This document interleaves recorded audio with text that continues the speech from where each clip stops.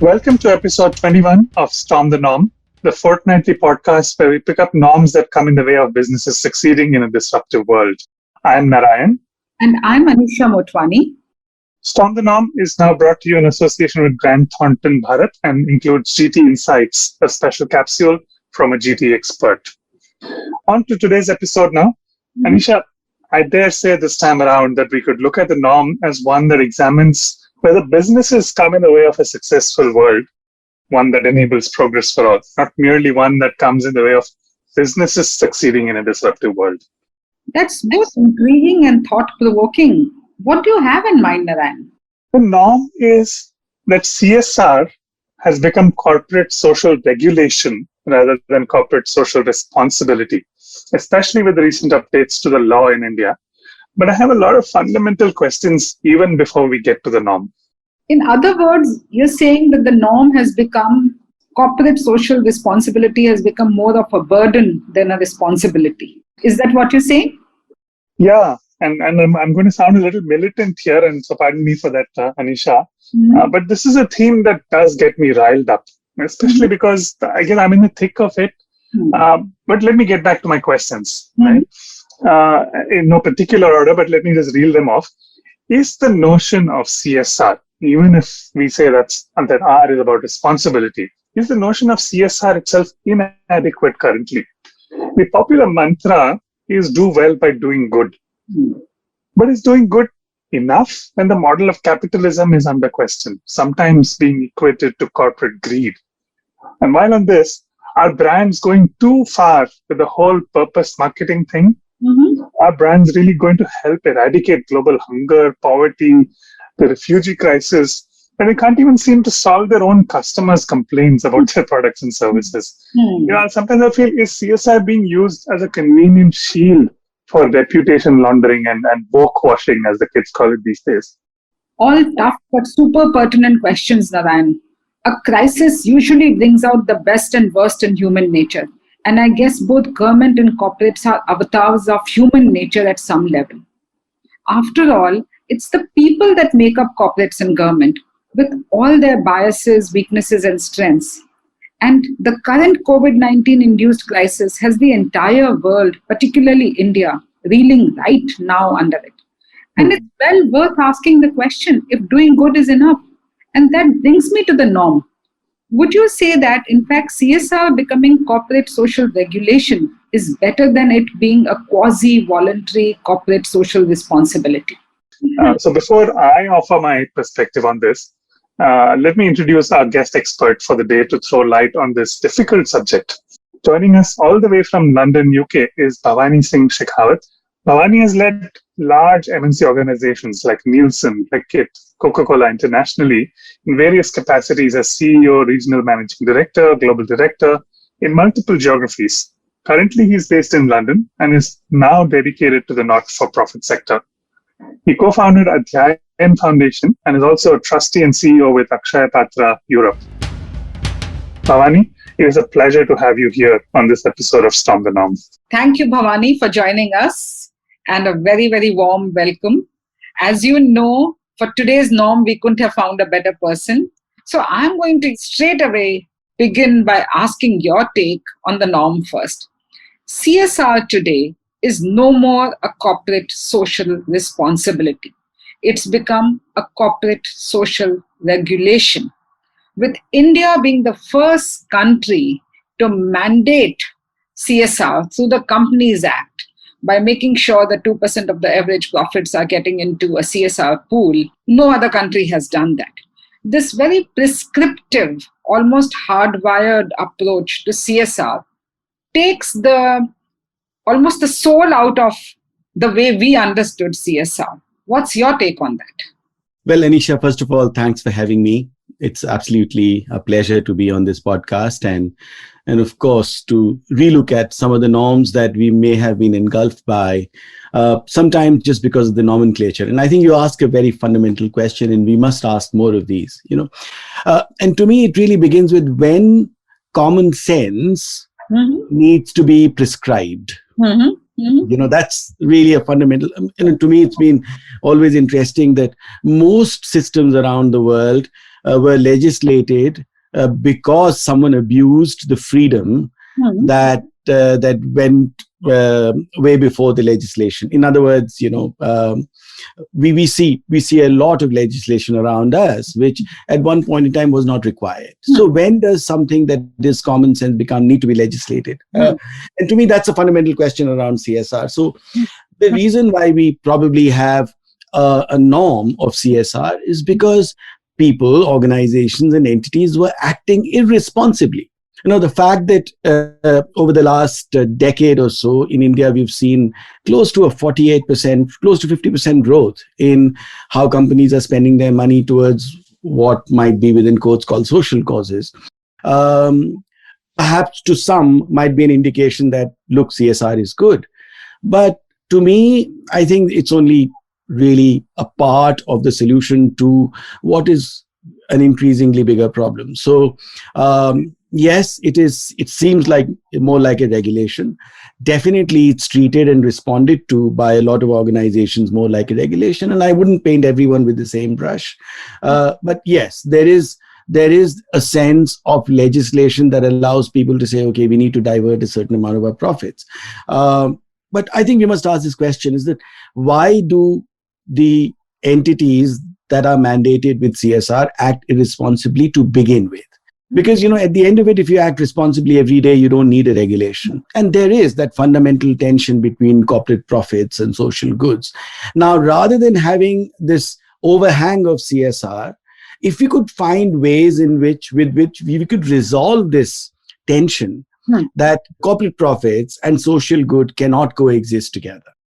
Now, to me, it's again very interesting, because if you look at any corporate organization, at a purpose level, they will talk about transforming the societies, transforming the kind of lives of people that they serve. At the fundamental level, that's what they all profess. But then the metric that they use to determine whether they've achieved that purpose or not is actually more product sales. And therefore, we have this tension between some people being value consumers and some people being value creators. And therefore, there needs to be a bridge between the two. I think that's a fundamental question, that rather than ask the question whether CSR is good or bad, I think we must ask this question around how can we resolve this tension between private profits and public good? And is there a new set of metrics, therefore, we could introduce that will then transform into a certain amount of investment? And of course, there are lots of people smarter than me who have talked about it. People like BCG have talked about total social impact. But I think to me, it's a lot more than that. It's to me a lot beyond that. That CSR by itself will never going to be enough, and I'll just give you one statistic and then we'll probably move the discussion along. And if you look at the 16 SDGs and the one that is around partnerships, so we have 17 SDGs. And if you look at the amount of funding that is required to be able to meet the goals that these SDGs have set out for themselves, that gap a few years ago was close to $100 trillion. There will be never enough money to solve our big problems. And the fact that if you look at our SDGs, the top few SDGs, almost all of them have been around for such a long time, and to me, this is quite a travesty that on the one hand, we are still solving for the same problems that we were solving 100 years ago. Sure. Hunger, malnutrition, poverty, inequality, and we've created climate change as another problem. Yeah. So all of this has remained over the last 100 years, when over the last 100 years, our GDPs and corporate profits have galloped away. So there is this disconnect, and we need to resolve that disconnect. And therefore, probably we need to really start thinking around moving beyond corporate social responsibility to something which is around creating a bigger systemic impact for the society. And to me, that's when 1 + 1 becomes a lot more than 2. So, I don't want to interrupt you, because you've started on a trail which is something very, very unique. What could be this bigger systemic shift?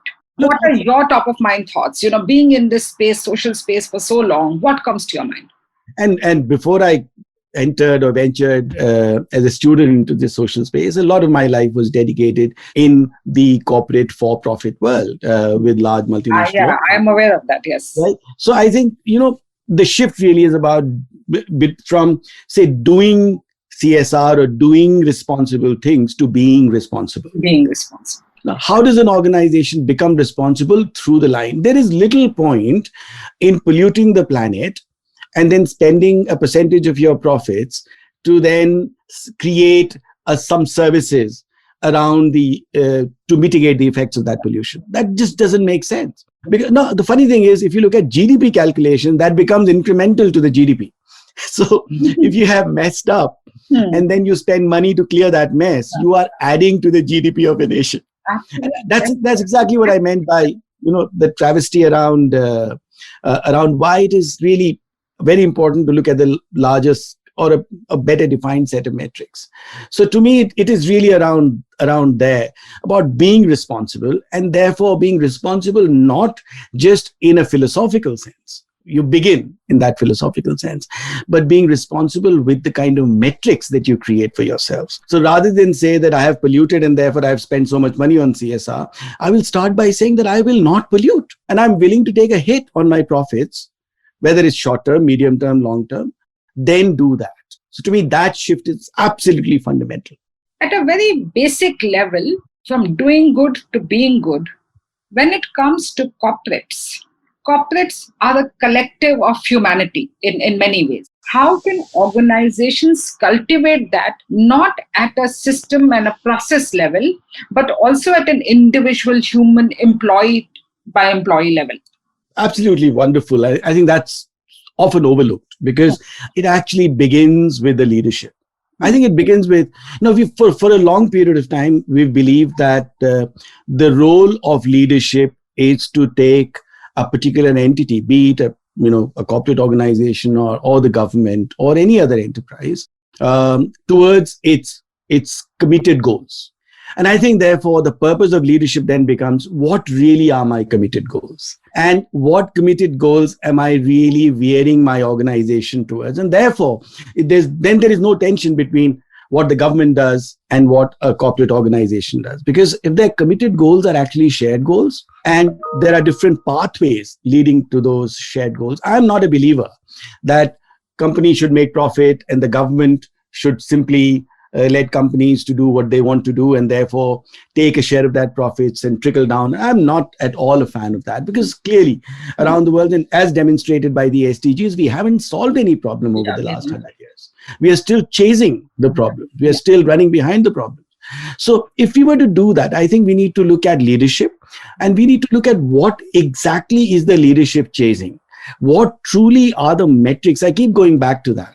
It's not about just stated purpose. It's not about good intent. My mother used to often say to me as a child that good intent is only the beginning. Good deed and transformation of that deed into intent is where you make a difference. So the fact that you thought well is actually even more dangerous than you acted poorly, because you actually thought well and acted poorly. So I think that's really where leadership plays a very, very important role, and the metrics that the leadership chases plays an even more important role. So let's make it a little more practical. Leadership is committed, but having said that, leadership also has the responsibility of delivering to shareholders the value that it's expected to deliver. Because when it comes to the short term versus the long term, the short term need of business always takes over. How do you solve that dilemma? And that's exactly the question, Anisha, that what are the needs of the business? What are the stated goals? If, for example, we had better metrics around what should be the multiple between CEO pay and average worker pay, and we track that at a national level, and organizations reported it in their annual reports. And that was mandated by the government that you cannot go beyond a certain multiple. I think these are the kind of challenges. And now that's one metric. What if another metric was that in the stakeholders, we had the community that we are trying to impact as an important stakeholder. So what if people who didn't buy from us had a stake in what we do? But what if we had a tax? What we had a cess on financial transactions or stock market transactions. Therefore, you incentivized long-term value creation. you disincentivized short-term trading and the algorithmic trading, which allows companies to move around their quarterly profits and really impact their quarterly profits to generate what they call long-term shareholder value. So I think it's all three of these. Who really is your stakeholder? Can the community you impact not be a shareholder? B, what metrics you want to engage with, which allows you to act responsibly. And the third, what sort of advocacy you as a corporate organization engage with so that you are not susceptible and succumb to short-term market volatility and reports that really govern your everyday work, whether it's quarterly reports or quarterly earnings. Bhavani, your organization, Akshay Patra, at the forefront of this movement, and so much to learn from there. I just want to give the mic over to you and tell us, how does the whole model work at such a large scale? What can corporates learn from, what Akshay Patra does? What are some of the pitfalls they should watch out for? Well, thank you. That's very kind and very generous. And I'm extremely proud of what we do at Akshay Patra, not because of the fact that it is solving a big problem and at scale and with speed, but where all of these things that we are talking about are core to the organization. In other words, innovation is integrated within the organization. We don't do innovation. We attempt to be innovative. And also that is the principle that we then deploy with our partners. So I'll give you an example. When we work with sort of CSR funding, we are of course very happy to take some of that funding and use it towards feeding our children. But at the same time, we say, Akshay Patra is a manufacturing NGO. Now, there are not very many manufacturing NGOs around the world because we cook a huge quantity of food every single morning. And what that means is we have to comply. Statistics for our audience, just give us some stats. Well, we serve more than 1.8 million children every single day of hotly prepared, freshly prepared plate of food that beats all of the World Food Program norms, that has zero additives, zero preservatives, where the menu rotates every 2 weeks, where the food is designed to feed the mind, not just satiate the tongue or the body. And most importantly, the kind of impact that this simple meal has created over nearly 4 billion meals is that millions of families and lives have been transformed. There are stories in Akshay Patra where the son of or a daughter of someone who was 6 or 7 generations illiterate has gone on to become a scientist, an astrophysicist, and many doctors, lawyers. And to me, one of the biggest sort of joys out of all of this is what has happened in the pandemic, where thousands and thousands of Akshay Patra alumni came forward to create hugely transformational impact. And just in the last 14 months, we've served more than 125 million meals just in India. And then again, we are doing a similar project in the United Kingdom where we serve a huge number of people every single day who are in food poverty. So, but what's even more fascinating is how all of this really works with external entities, corporate organizations, but equally within the organization. So I'll give you an example since we're talking about corporate social responsibility. When we would go to a corporate organization, we would not simply say we want a donation. What we would do is, the question is very different. What is it that you do best? If was to be brought into Akshay Patra, we would together create transformational impact. So, for example, Bain is very good at strategy. So let's do strategy together. Why doesn't Bain do our strategy? Deloitte is very good at human resource mapping, and why don't we do this together?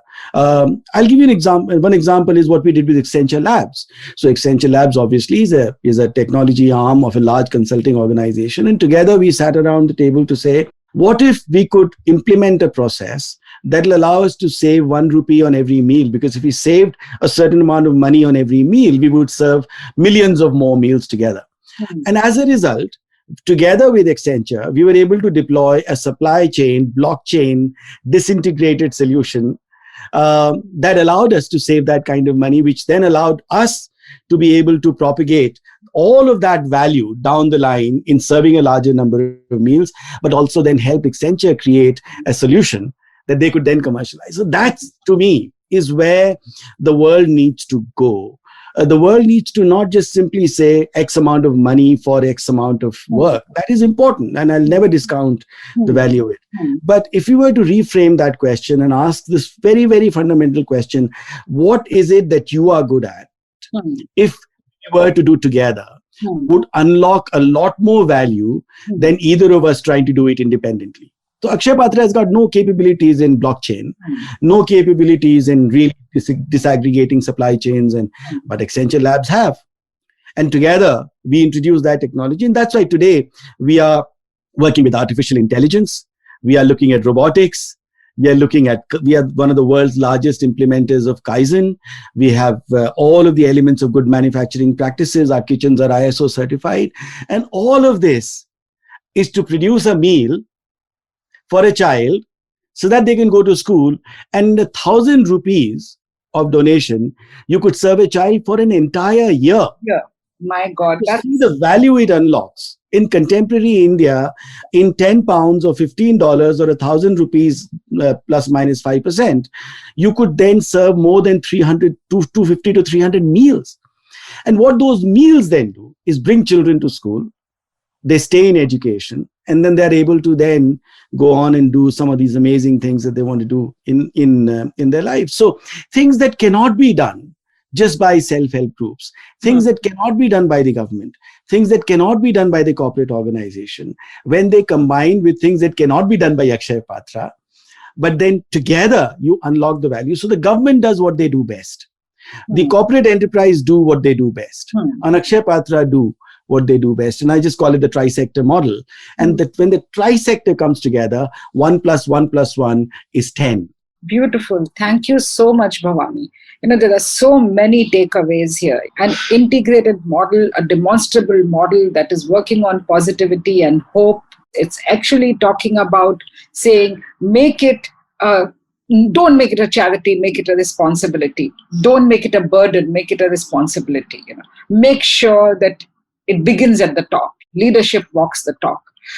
Every single word that you said, the world really needs it. And what better time than this, Bhavani, to get that message across to the world. Thank you so much. So as always, Narayan, what is the single most important insight you're taking out of everything Bhavani said? Absolutely, Anisha. As much as I was riled up in the beginning, I have to say I felt like a kid in a toy shop when I heard that perspective from Bhavani. And as unwieldy as that analogy might seem in this context, I wanted to grab every single insight he was offering and find ways to implement them. They were so fundamental and yet so groundbreaking. There's something I've been saying lately based on a bunch of things I have been reading and practicing. The world does not have an innovation shortage. Bhavani spoke about how Akshay Patra is partnering with the likes of Accenture Labs, right? And it's brilliant what they've done, right? And it's addressing this point. The world does not have an innovation shortage. What it has is a progress shortage. And Bhavani asked that question so eloquently. How can we deploy innovation in the service of progress? And in the process, stating the most obvious and basic of tenets to corporates. First, do no harm. Whether with his first principles or with the outstanding example that Akshay Patra seems to be, Bhavani offered up too many insights for me to pick just one. So let me flip it back to you, Anisha. How would you storm this norm? What hacks do you have for our audience? I believe the real value of mandatory regulation will only get unlocked if Indian companies integrate their CSR efforts into a sustainable business strategy and not merely see it as a duty to earmark financial outlay. So if I look at my hacks, there are 5 of them in no particular order. First one is actually what the current crisis actually brings me to talk about it much more than anything else. It's a human social responsibility, not just corporate social responsibility. One of the core components of CSR is about putting a human face on business entities by communicating empathy, understanding, and support, both moral and financial, for those who need it most. At this time of uncertainty and anxiety, these are the most critical organizational values. Well said, Anisha. We are experiencing a very unique and unprecedented situation in our country. Going by the multiplicity nature of the COVID-19, the government machinery and resources are not sufficient to fight against the pandemic. Businesses, philanthropy, and civil society need to all respond to COVID-19 together. But financial support alone is not the answer. Corporates have to roll up their sleeves and get down to the last mile execution effort. Most CSR in businesses is executed through outsourced NGOs, but under the current circumstances, conventional methods will not work. We want all employees and their hands on the deck at this point in time to come and support, as on human grounds, the crisis that the country is facing. Our employees and their families are going through several mental and emotional issues. Can we provide them with services such as confidential listening lines to give them emotional support? Can we help unemployed people find transitory work opportunities? Can we use our might to bring about policy level changes that will help the country with much needed reform, especially in the area of health infrastructure? This is an opportunity for corporates to offer their human resources by turning these into virtual opportunities, so that employees can find it easy to volunteer and feel a personal impact that can be really rewarding for both employees and recipients and community at large. So this is an opportunity for businesses to make CSR a truly inclusive effort and shift it from a current 2% financial support mindset to a larger human face of CSR. Human social responsibility, not corporate social responsibility. I mean, if corporates were to just implement this one hack, we should make such a huge difference, Anisha. Thank you, Narayan. My second hack is about divorcing the corporate from the social responsibility, about releasing the business pressure from CSR activities. There is increasing pressure to dress up CSR as a business discipline and demand that every initiative deliver business results. That's asking too much of CSR and distracts from what must be its main goal: to align a company's social and environmental activities with its business purpose and values. If in doing so, CSR activities mitigate risks, enhance reputation, and contribute to business results, that is all to the good.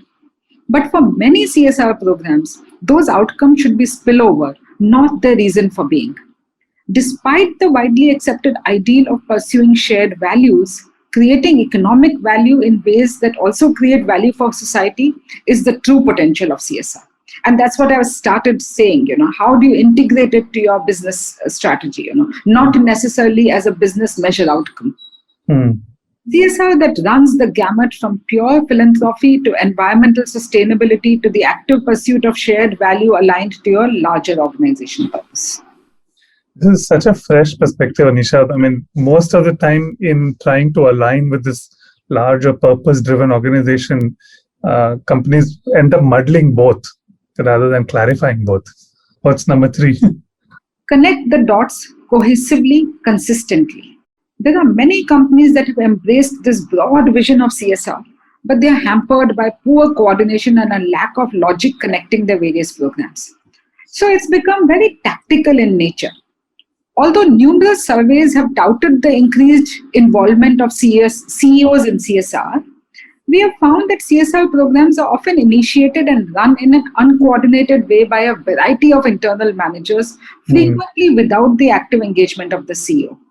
Coordinating activities does not mean that they all address the same social or environmental challenge. It means they form a coherent portfolio in keeping with the firm's purpose and values. So don't treat it like a tactical activity, where there are different NGOs approaching different managers, asking for personal favors and personal requests, while on humanitarian grounds, they may all be justified. But even if you agree to that, how are you connecting and joining the dots? How are you at an organization level reviewing this and making sure that it is actually creating some impact? So that's what is the most important thing. All right. What's number 4? I think spreading the word is very important. While CSR should never be about bragging and self-promotion, companies have a responsibility to communicate to their stakeholders what they are doing. Knowing how to effectively do so is a crucial part of a successful CSR strategy. Because if you communicate, you find partnerships. You find like-minded people coming and joining you. In today's day and age, that's equally important to amplify your CSR efforts. To begin with, unify with a stakeholder-wise communication strategy and be consistent. Okay? To ensure your giving campaign runs as smoothly as possible, make sure everyone has the tools, guidance, and resources needed to fuel the message. provide materials, posters, and templates with messaging and social media plans. You'll be surprised if a good effort, if communicated well, you will have so many other people, both individuals and private organizations and government, wanting to join forces. And that is what will create the amplification and a larger impact. So spreading the word, onboarding other people is what is very important. Now I get a little creative here, Anisha. I think we've spoken about the importance of corporate. We've spoken about the importance of responsibility, but maybe it's time we interpret the word social in the current way that Gen Z interprets it, which is actually socialize it. Use the power of social to take advantage of what you do. All right. What's the last one? It's very basic. It's very hygiene. But like I said, CSR is not a corporate function. It's a company-wide responsibility. We have to get all hands on the deck early. Ask for help from many diverse hands throughout the organization. I've seen many employees wanting to participate in CSR activities, but these become like one-off camps that are organized, or the tactical activity where employees are taken for plantation of trees, or they will be taken for some teaching sessions to a village and stuff like that. But that stays as a one-off. How do we have our CSR program in a manner that our employee participation is continuous activity, not a one-off? So that's what I meant by make it a company-wide responsibility. You know what, Anisha? I mean, I love how you brought these hacks to the table, and yet they all stem from the basic concepts that we've been speaking about CSR, right? Make the responsibility human, divorce the corporate from the social responsibility, connect the dots, spread the word, and make it a company-wide responsibility. Those are just 5 of the most fundamental, but even possibly groundbreaking hacks that one can use to find that balance between regulation and responsibility. So, as usual, insightful, practical, and may I add, urgently wise, Anisha. We do have a knack for picking up the right norms at the right point in time. Happily so, yeah. That also gives us a good place to segue into our GT Insights module. Today we have GT expert Rohit Bahadur tell us how business can specifically help storm this norm. Rohit is partner at not-for-profit and CSR advisory, having set up this business within GT Bharat 6 years ago. Rohit, what practical advice do you have for businesses in navigating the storm between regulation and responsibility? Well, in a sense, corporate social responsibility continues to remain corporate social responsibility. The purpose of corporate social responsibility is to give back to the community, take part in philanthropic causes, and provide positive social value. This has not changed. And of course, it continues to be a regulation in India since the introduction of the CSR law in 2014. The change that has really happened is that while there have been minor tweakings to the CSR rules via notifications, this time the amendments to the law effective January 22nd, 2021 do provide clarity on various aspects and are quite detailed. So yes, it is more regulated now, and there is a shift from directional to mandatory corporate social responsibility. Earlier, the law was a comply or explain law. So in a sense, if you did not spend 2% of average net profits of the last 3 years, you could explain why. Now you have to spend it. If not in the current year, over the next 3 years through an unspent CSR account for ongoing projects. And for annual projects, you need to transfer the money to a fund specified in the law. Further, there is a strict penalty within the Act itself for not complying. In a sense, the Act and the law was a bit half-baked earlier. And now there is more clarity on how to treat capital assets, more public disclosures, more ownership on the board, a mandatory impact assessment over a certain threshold, and the CFO being more responsible through a certification to be provided to the board. Many things have been now specified in the law itself, which otherwise were voluntary and implied.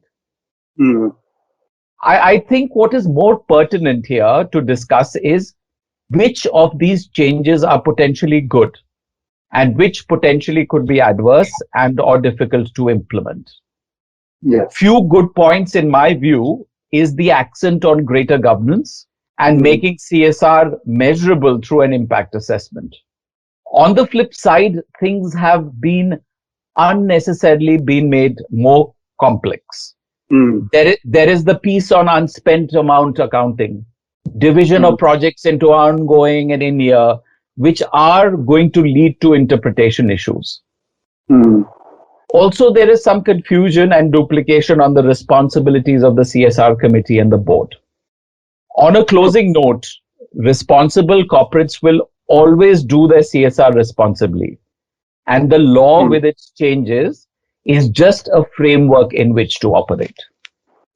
That's so succinct, Rohit. Thank you so much. If I may paraphrase what you said, what it sounds like is instead of looking at the act as constraining, in fact, what it's saying is that there is very little that one can say is responsibility without accountability, and the regulation aids in adding that element of accountability to corporate social responsibility. That be accurate? Absolutely. I think you've got it bang on. Brilliant. Thank you for laying that out so lucidly, and thank you once again for being our expert from GT Bharat today on this. A norm that is perhaps more relevant than ever today, a deeply insightful and expert guest perspective, hacks to storm the norm, and a business perspective. That's a full plate to wrap up episode 21 of Storm the Norm, now powered by Grant Thornton Bharat. As always, there are multiple places you can catch us on Spotify, Apple Podcasts, SoundCloud, and JioSaavn by just searching for Storm the Norm. A little plug, we were actually ranked number 6 on Spotify's top 100 business and technology podcasts. So maybe you can find some value in what we have to discuss as well. Oh, we're also on Saregama Carvaan 2.0 devices on channel 453. This is Narayan. And Anisha. Signing off for now. We'll be back with a new episode shortly. Thank you and talk to you soon. Thank you.